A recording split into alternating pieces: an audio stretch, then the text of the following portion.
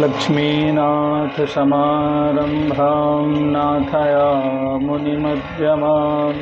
अस्मदाचार्यपर्यन्तां वन्दे गुरुपरम्पराम्। लीलाचलनिवासाय नित्याय परमात्मने बलभद्रसुभद्राभ्यां श्रीजगन्नाथाय ते नमः। सच्चिदानन्दरूपाय विश्वोत्पत्त्यादिहेतवे तापत्रयविनाशाय श्रीकृष्णाय वयं नुमः।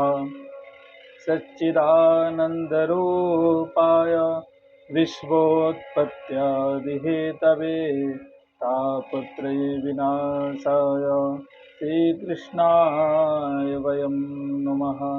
शान्ताकारं भुजगशयनं पद्मनाभं सुरेशं विश्वाधारं गगनसदृशं मेघवर्णं शुभांगं लक्ष्मीकान्तं कमलनयनं योगिभिर्ध्यानगम्यं वन्दे विष्णुं भवभयहरं सर्वलोकैकनाथं। बोले लक्ष्मी नारायण भगवान की जय। एकादशी महारानी की जय। सभी वैष्णव भक्तों को जय श्रीमन नारायण, राधे राधे। आज हम आपके समक्ष आज सुंदर श्रावण मास की बेला एकादशी महापुण्य तिथि में आज हम और आप सभी कामिका एकादशी व्रत का महात्म्य जानने के लिए आज हम आपके सामने उपस्थित हैं। और आज हम जानेंगे कि एकादशी व्रत को करने से किस पुण्य की प्राप्ति होती है। और एकादशी व्रत सभी वैष्णव जनों को, सभी भक्तों को अवश्य करना चाहिए।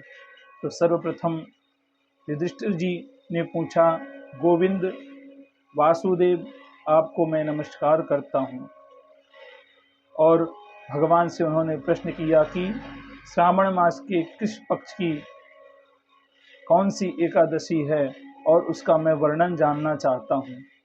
तब भगवान कृष्ण राजा युधिष्ठिर को कहते हैं, राजन सुनो, मैं तुम्हें एक पापनाशक उपाख्यान सुनाता हूँ, जिसे पूर्व काल में ब्रह्मा जी ने नारद जी के पूछने पर कहा था। नारद जी ने प्रश्न किया, भगवान कमलासन, मैं आपसे ये सुनना चाहता हूँ कि श्रावण मास के कृष्ण पक्ष की जो एकादशी होती है उसका क्या महत्व है, उसके कौन से देवता हैं तथा उसे कौन सा पुण्य की प्राप्ति होती है, वह सब प्रभु आप मुझे बतलाइए। तब ब्रह्मा जी ने नारद जी से कहा, हे नारद सुनो, मैं संपूर्ण लोगों के हित की इच्छा से तुम्हारी प्रश्न का उत्तर दे रहा हूँ। श्रावण मास के जो कृष्ण पक्ष की एकादशी होती है उसका नाम कामिका एकादशी है। उसके स्मरण मात्र से वाजपेय यज्ञ का फल प्राप्त होता है। उस दिन श्री हरि, विष्णु, माधव और मधुसूदन आदि नामों का भगवान का पूजन स्मरण करना चाहिए। भगवान कृष्ण के पूजन से जो फल मिलता है वह गंगा, काशी, नैमिषारण्य तीर्थ तथा पुष्कर क्षेत्र में भी सुलभ नहीं है। सिंह राशि के बृहस्पति होने पर तथा गतिपात और दंड योग में गोदावरी नदी में स्नान करने से जिस फल की प्राप्ति होती है वही फल की प्राप्ति भगवान कृष्ण के पूजन से भी मनुष्य को स्वतः ही मिल जाती है। जो समुद्र और वन सहित समूची पृथ्वी का दान करता है तथा जो कामिका एकादशी का व्रत करता है वे दोनों एक ही समान हैं। और फल के भागी माने गए जो व्याई हुई गाय को जो अनन्य सामग्रियों के सहित दान करता है उस मनुष्य को जिस फल की प्राप्ति होती है वही प्राप्ति मात्र केवल एकादशी के व्रत करने से मनुष्य को सुलह प्राप्त हो जाती है। जो नरश्रेष्ठ श्रावण मास के महीने में भगवान श्रीधर का पूजन करता है उसके द्वारा गंधर्वों और नागों सहित संपूर्ण देवताओं का पूजन हो जाता है। मतलब आप जब भगवान श्री कृष्ण का पूजन करते हैं, यज्ञो वै विष्णु, शास्त्र में इसीलिए कहा गया है कि यज्ञो वै विष्णु।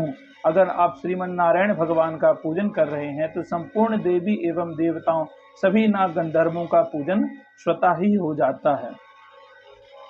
और अतः पाप भीरु मनुष्य भी यथाशक्ति पूरा प्रयत्न करके कामिका के दिन श्री हरि का पूजन करना चाहिए। जो पापी रूपी फंस से फंसे हुए हैं और संसार समुद्र में डूबे हुए हैं, उन मनुष्यों का भी यह कामिका एकादशी के करने से उद्धार हो जाता है।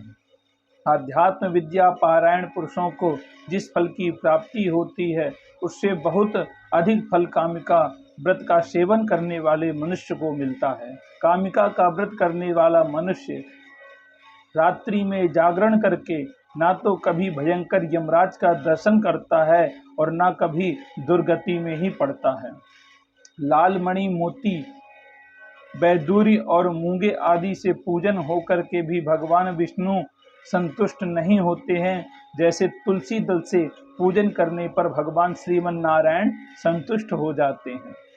जिसने तुलसी की मंजरी भगवान केशव को अर्पित कर दी है, उसके जन्म भर के पाप निश्चित ही नष्ट हो जाते हैं। जो दर्शन करने पर सारे पाप समुदाय का नाश कर देती है, वह श्री तुलसी महारानी भगवान को अर्पित कर देने से और तुलसी मैया में जल देने से शरीर को पवित्र बना देती है। प्रणाम करने पर रोगों को निवारण कर देती है।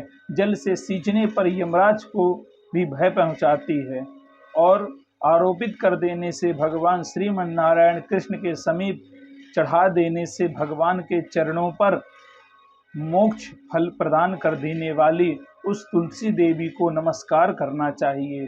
जो मनुष्य एकादशी के दिन रात में किसी भी समय दीपदान करता है, उसके पुण्य की संख्या तो स्वयं चित्रगुप्त भी नहीं बता सकते हैं। एकादशी के दिन भगवान श्री कृष्ण के सन्मुख जिसका दीपक जलता है, उसके पितर स्वर्ग लोक में स्थित अमृत पान करके तृप्त हो जाते हैं। घी अथवा तिल के तेल से भगवान के सामने दीपक जला करके मनुष्य देह त्याग के पश्चात करोड़ों दीपों से पूजित होकर के स्वर्ग लोक में जाता है।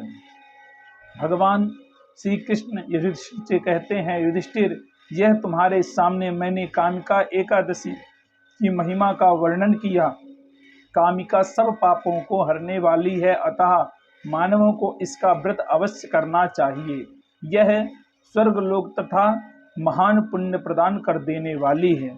जो मनुष्य श्रद्धा के साथ इसका महात्म्य श्रवण करता है अथवा कथा को पढ़ता है एवं किसी योग्य ब्राह्मण से सुनता है, वह सब पापों से मुक्त हो जाता है और श्री विष्णु लोक में उसकी पूजा होती है और वहाँ वह निवास करता है।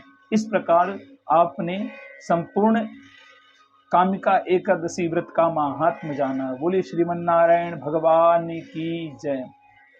आइए जानते हैं एकादशी व्रत कैसे करना चाहिए। तो एकादशी व्रत 3 दिन का होता है। दशमी तिथि लगने के पश्चात एक टाइम ही भोजन करना चाहिए और प्याज लहसुन जो सामग्री भगवान को अर्पित ना की जाए वह वस्तु का त्याग कर देना चाहिए, उसे ग्रहण नहीं करना चाहिए।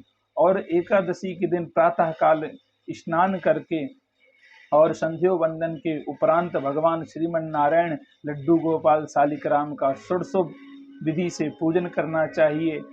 पाद्य अर्घ मुख आचमन इत्यादि सर्वंग भगवान को अर्पित करना चाहिए और उसके बाद में सुंदर भगवान का पूजन हवन इत्यादि आरती करने के पश्चात भगवान के सन्मुख बैठ करके यह संकल्प लेना चाहिए कि भगवान मुझे इस पुण्यमय व्रत को करने की शक्ति प्रदान करें। मैं आज किसी भी प्रकार का काम क्रोध लोभ मोह किसी भी प्रकार का मेरे से अपराध ना हो और किसी भी लंपट पुरुष से मेरा संग ना हो, मैं मिथ्या वचन ना कहूँ, मैं क्रोध ना करूँ, मुझे लालच ना आवे। ऐसे भगवान से प्रार्थना करके भगवान के सन्मुख बैठ करके एकादशी व्रत की कथा श्रवण करें और रात्रि में गीत आदि गाते हुए जागरण करना चाहिए। द्वादशी तिथि लगने पर सूर्य उदय के पश्चात सुंदर भगवान का पूजन कर भगवान का चरणामृत ग्रहण करना चाहिए और किसी ब्राह्मण को दान दक्षिणा दे करके उसे संतुष्ट करके भगवान के सामने भोजन पदार्थ रख और भगवान को भोग लगा के स्वयं व्रत का पारायण करना चाहिए। इस प्रकार संपूर्ण एकादशी व्रत का फल आपको प्राप्त होगा। बोलिए बाल कृष्ण लाल की जय। जय जय श्री राधे श्याम।